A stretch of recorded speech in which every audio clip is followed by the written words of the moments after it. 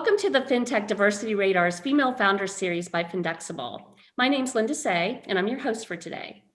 In this series, we're talking to leaders in fintech around the world about the issue of gender diversity, and specifically what it takes for women to thrive and be successful and to get ahead in what is a pretty tough landscape, very male-dominated.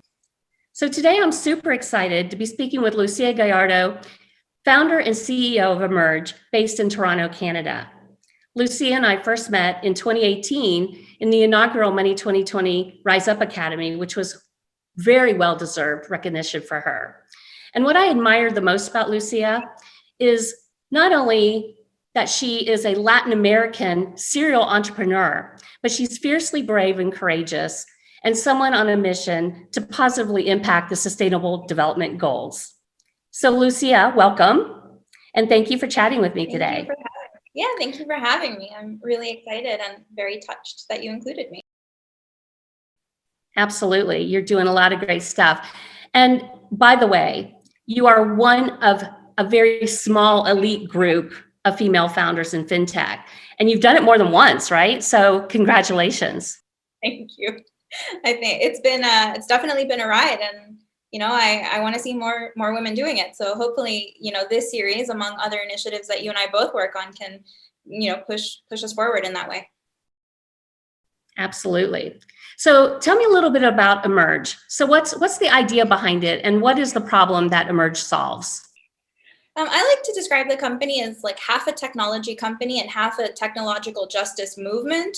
The goal was really to take these new technologies that were, creating all of these competitive advantages for big banks and for, a lot of large companies in the blockchain world, in the artificial intelligence world, and asking ourselves how we can design products and solutions that could bring this technological innovation and the benefits of it to communities and groups and countries and segments of the population and SMEs that are usually last to benefit or benefit from a simplified version of this technology. So we really wanted to bring forward this agenda of technological justice and say this tech, it has the power to change the world, but the only way it can actually do that is if it serves people that can truly benefit from it. So we're a design agency, and we work from consulting through to product innovation and design and development and implementation. We have some great stories around our implementation of projects, and it all centers around this technology and it serving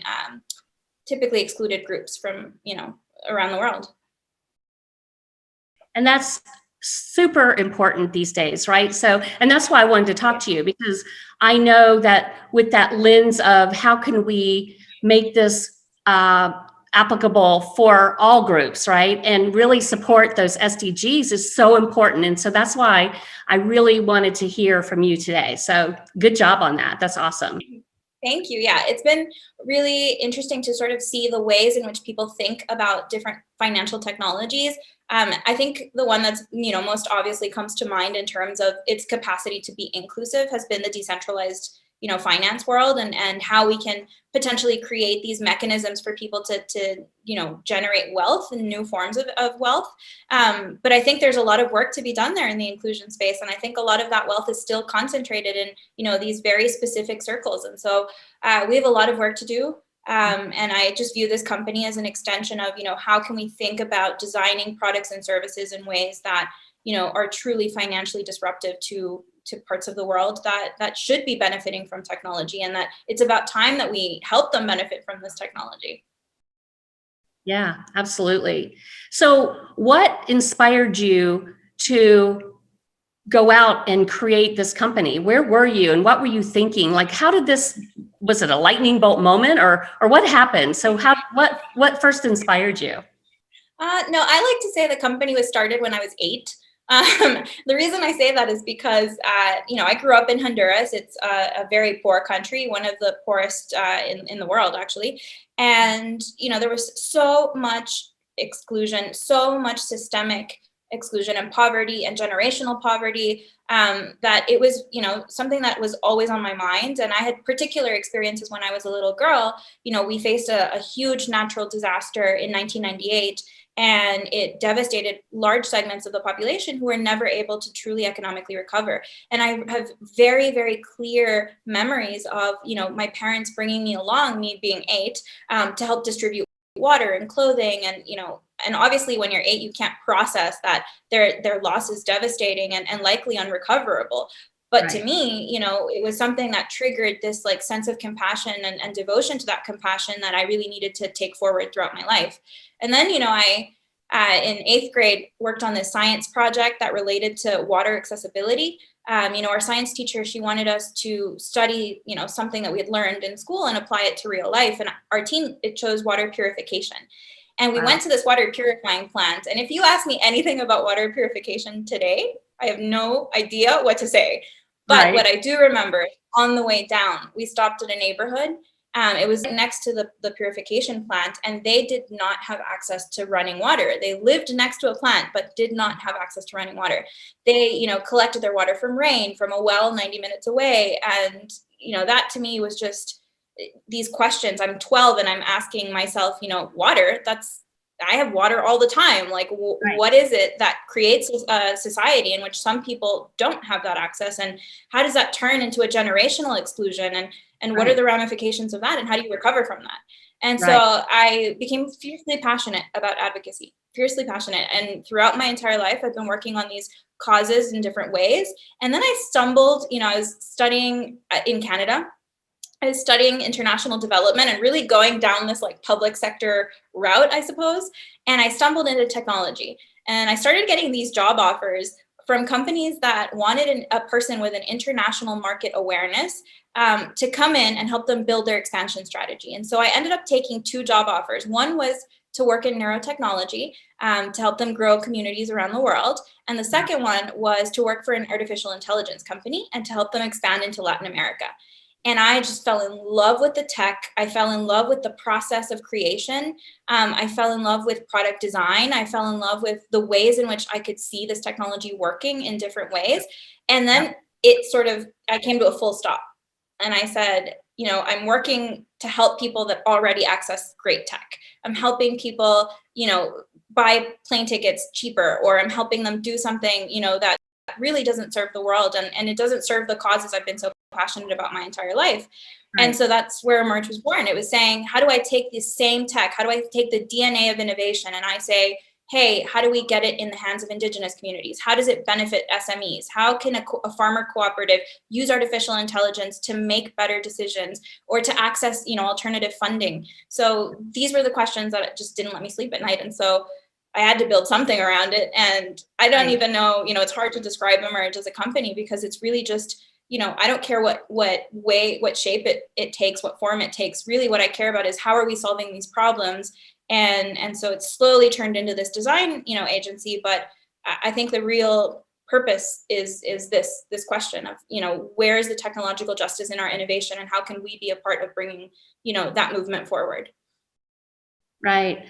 What I love about that story is that you were impacted at such an early age for a mission driven, life and career, and then discovering how great technology can be when done properly to really achieve good. So that to me is a really awesome story, and I love hearing it.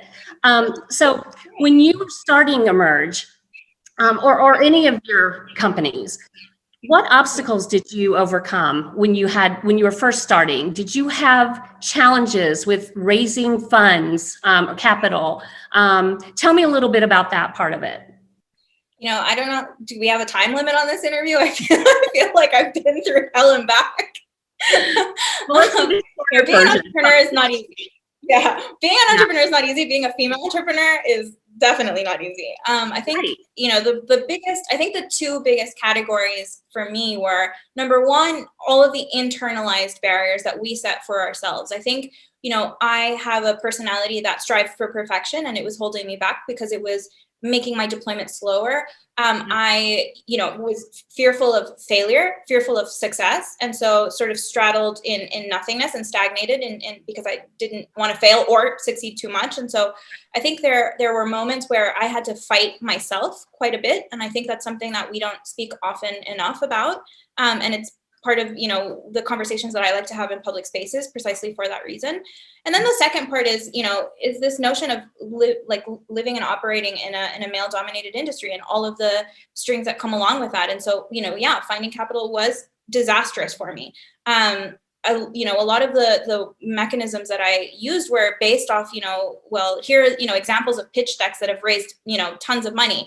And it's all these male founders that have created these like magical pitch decks apparently. But then when a woman creates the same pitch deck, the questions aren't the same. So then, you can't, how do you use that example to its effective nature? I went through some pretty traumatizing experiences. I got asked, should I help you or hit on you? Or I would, be at an event and I would get really inappropriate questions about, my taste in alcohol and what I was wearing and things like this. And at one point, an investor told me that he would never invest in any of my projects because he didn't want to create a personal conflict of interest because he was interested in pursuing me personally. And so I spent a year looking for funding, and I was in these spaces where I was just never comfortable, and the questions weren't the same for me as they were for other founders, and it just felt like fundamentally unfair. And if you've learned anything about me in that introductory question, it's that unfairness and I don't get along. It deeply roused me up. And so at one point, a year into looking for funding, I said to myself, if I took all the energy and effort I'm putting into finding an investor, into finding my first client, it'll take me in a different route. And so I laugh at this notion of bootstrapping because it's such a buzzword today and it's so popular and everybody wants to be a bootstrapping entrepreneur. Women have been doing this forever because women get less funding. So we've been bootstrapping forever. And now that it's a buzzword, it's cool for everyone. But, some of us didn't have the choice but to be bootstrap founders. And I think that's a conversation that we really need to bring up. It's the history of this notion of bootstrapping and where women fall in this category, because we basically invented it. And minority founders and female founders invented it because we didn't have choices very often. And now it's a choice, which is great, because it builds really resilient organizations. But I think it's definitely an obstacle for many of us, and it's important that we acknowledge the space and time that it's not always easy or fun or convenient to be a bootstrapped entrepreneur. It's not for everyone.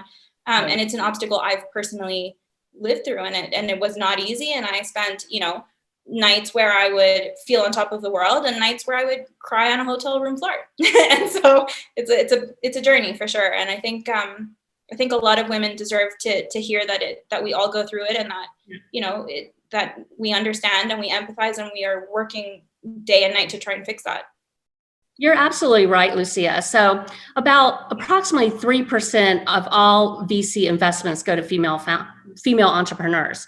Yeah. So you're right. There's no choice but to bootstrap, and it's ugly. It's not a pretty thing, And in this whole series, I've talked to several other female founders who are like, "Of course, I bootstrapped. Yes. Yeah, of course I did, right?" And by the way, I'm also juggling, taking care of my 2 little children and, doing all this other stuff at the same time. So it's just a way of life. So, I'm glad you put it that way because, and like I said, you're courageous and you tell it like it is. So, so very true. It just blows my mind. It blows my mind that it's a fad now. And we have to acknowledge the history of that fad because it has been a deeply unfair process for a lot of entrepreneurs. And I think turning it into a fad doesn't erase the experience of so many people that were forced into this decision. And I think that acknowledging that will help us build better mechanisms and structures so that, there are some businesses that shouldn't bootstrap. They need the funding, they need the fast-paced growth. And so, if they're also forced into this choice of bootstrapping, then we're not really, doing much to serve innovation at all. So yeah, I'm sad to hear that other women that you've interviewed felt forced into this decision as well. But I think the more we openly acknowledge the history of where this trend comes from and the power that it has to do good or bad for certain types of organizations, depending on the nature of what they do, I think the better opportunities we have to create really strong funding and mentorship programs for entrepreneurs across the board. Yes, absolutely. So you mentioned a little bit about some of the challenges you faced with, gender, kind of those uh, being hit on and things like that as you were going through your journey. So how, tell me a little bit about that. So to what extent do you think gender issues played a part in your challenges, besides what you've already mentioned a little bit? And just kind of let's explore that a little bit. Yeah, I mean, I think a lot. It's complicated because obviously there's a lot of intersectionality in this. My English is pretty strong, but I'm still a Latin American founder, and sometimes that made a difference. Right. For example, my understanding of other markets was better suited because I wouldn't understand the North American market like I would understand the Latin American market, and so being pigeonholed into these like niche segments of the market based on parts of my identity, I think played a very big role in how the organization developed. I also think, as I mentioned, it was obviously very uncomfortable to hear things related to my gender and my presentation, about how I looked, or, I did get questions that were highly inappropriate. That one sticks out in my mind, should I help you or hit on you? And I was like, well, how about neither? How about neither, and let me walk away from this. Yeah. Or even, moments where, again, part of my identity is that I'm a woman and I'm also young. And so I'd be in these rooms with like older men, and my voice just didn't apparently carry as much for some reason or other. And I remember being at a bar once, and it was a social event tied to a conference. And so I'm at this bar, and there's, a lot of people in the industry that are near me, and they're all male and they're all older, and they're all, ready to order cocktails. And so I recognize the bar that we're in, and they bring a menu, and one of them is a menu of their hard liquor, and one of them is a menu of their cocktails. And I remember, the waiter sets it down on the table, and immediately someone picks up both menus and hands me the cocktail menu. Because I'm the only woman in the group, apparently I have to order, a Sex on the Beach or something, like that. And I didn't even have to look at the menu. I could see very far away. I could recognize a bottle of whiskey that I absolutely love. I could see it. And so I didn't look at the menu, and I said, I want a glass of that, neat. And everybody looked at me. Yeah. And they're like, did you just order, your whiskey neat? And I said, yes, of course. That's what I like. Wouldn't I? The tone of the conversation and the way that they directed themselves to me changed so much in that one thing. Like, it took me showing or displaying affection for like a manly thing to be considered like a cool founder. And it changed the dynamic of them toward me. And I just find, these like little passive aggressive, or these little moments of, it's clear that I won't be taken seriously unless I shape my behavior accordingly. And so I think that's the slow death is what I think it's, what I'd like to describe it as, because it doesn't hurt you in the moment. You just like pass it off, but then you think about it, or you remember it specifically because it stands out as an example of like these little tiny things that add up to the notion that maybe they don't take you as seriously as they should.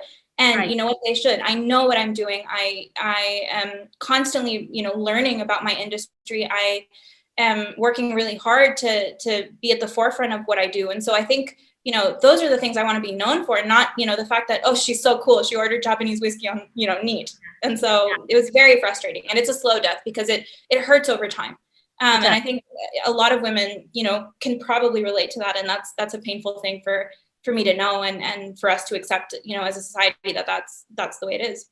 Right. It's those little unconscious biases that take place on a daily basis that do tend to add up. And over time, you don't even realize how that impacts you. But I love that you ordered that straight up and you changed the dynamic. That's awesome. Them on whiskey. So, it was so frustrating that it was, here's a Sex on the Beach. Like, let me tell you how this was aged and in what barrel, Right. Exactly. Yeah. So you got some brownie points there in a very male dominated room. But so what are you doing? It helps. Actually, it helps to build these, like, it's unfortunate that, like, what can you do when you're faced in a position like this? Well, you can, I learned a lot about whiskey. I love it. I didn't necessarily need to know everything about it, but in doing that, I sort of strengthened my own perception as a founder. And it's sad that that's what it took. But knowing about whiskey apparently helps me as a founder. It does. Who knew, right? Who knew? So, what are you doing to address diversity and inclusion, equity in your organization or even in the industry? I know you're active, so tell me a little bit about that. Yeah, I mean, I think I split it into several categories. And I think within the organization, the goals are, what are we building and what is the outcome for women and for everyone, that might potentially feel some form of exclusion. What is the outcome going to do for them and what are the indirect consequences for them? Is our project going to passively hurt women in some way, shape, or form, or replace their opportunities in some way, shape, or form? We think about the way that this is going to be built. Are there more ways in which we can include women? Are there, indirect ways in which, or partnerships that we can develop with other women? And so how can we consciously throughout, as we build this, as we design and as we build these questions of how is it going to impact women? How is it going to impact potentially visible minorities or invisible minorities? Where are all of these, spaces that need to be filled with, commitment to making sure that it's not a gap area for us when we design a product, or as we build the product, that we have all of these different perspectives and life experiences contributing to the actual design and development of the project. So for us, it's really important from the get-go to be very conscious about both the outcome and the way that that something is built. And so we've worked with women's only groups. We've worked with Indigenous communities that are led by women.